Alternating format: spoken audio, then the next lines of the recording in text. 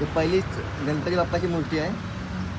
आणखी खूप मूर्त्या आहेत, पण आपल्याला यांची नावं काही जास्त माहिती नाही. जय श्रीराम मित्रांनो.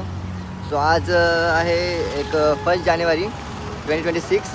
आपला जो वर्ष गुढीपाडवा चालू होतो, पण ॲज अ कॅलेंडरमध्ये जो आपण जो कॅलेंडर वापरतो त्याप्रमाणे तर हा पहिला वर्ष आहे, म्हणून आपण या दिवशी चाललो आहे पालीला दसऱ्याला. आणि आता थांबलो आहे आपण कुठे, इरवाडीला थांबलो आहे. इथे एक नवीन मंदिर काहीतरी मंदिर टाईप आहे आणि खूप सारे गणपतीचे आणि खूप सारे देवांच्या मूर्त्या वगैरे आहेत आणि ते खूपच छान वाटतात.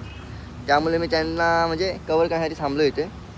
तुम्हाला पण दाखवतो मूर्त्या, बघा तुम्ही पण, तुम्हाला पण खूप छान वाटतं आणि तुम्ही नक्कीच इथे बघायला या. खूपच सुंदर मूर्त्या आहेत, कारण की दाखवतो एकदा बघा. ते पहिलीच गणपती बाप्पाची मूर्ती आहे.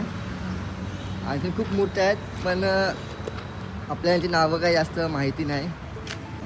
मग दाखवते एक मूर्ती. ही हनुमंताची मूर्ती आहे.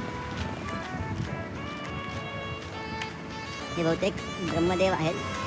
अजून पण खूप मूर्त्या आहेत आणि खूपच छान वाटतात ते बघायला. हे मला माहिती नाही, तुम्हाला माहीत असेल तर कमेंटमध्ये सांगा मला. आणखी कोणकोणत्या मूर्त्या तुम्हाला दाखवतो. श्री रामाची मूर्ती आहे. ही कोणती मूर्ती आहे हे पण सांगा, आणि मला नाही माहीत. खूप छान वाटते बघायला ही मूर्त्या. हे बघा, गरुडाची वाटते मला, जटायू माहीत नाही, मला वाटते असं. ही एक बघा मूर्ती.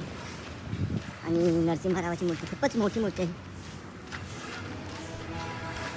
खूपच मोठी आहे बघा. खूपच छान वाटते बघायला. सकाळी वाटत रोज पूजा होते इथे. ही एक मूर्ती खूप मोठी आहे. आणि अजून एक सांगायचं म्हणजे सर्वांच्या समोर एक श्री विष्णुदेवाची मूर्ती आहे. ती पण खूप छान वाटते. ही बघा.